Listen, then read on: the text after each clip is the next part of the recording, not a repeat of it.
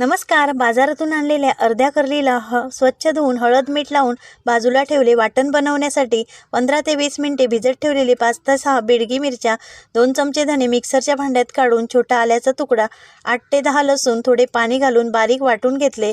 नंतर त्यामध्ये अर्धा चमचा हळद, कांदा, टोमॅटो आणि ओलं खोबरं घालून परत एकदा फिरवून बारीक असे याचे वाटण करून घेतले.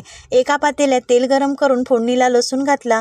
लसूण लाल झाल्यावर तयार करून घेतलेले वाटण, गरजेनुसार पाणी, चवीपुरते मीठ, 3 ते 4 कोकम आणि त्रिफळ घालून साराला चांगली उकळी काढली. साराला उकळी आल्यावर करली सोडून घेतली. करली शिजल्यावर गॅस बंद केला. करली फ्राय करण्यासाठी थोडे गव्हाचे पीठ, रवा, लाल तिखट, मीठ पिठात मिक्स करून घेतले.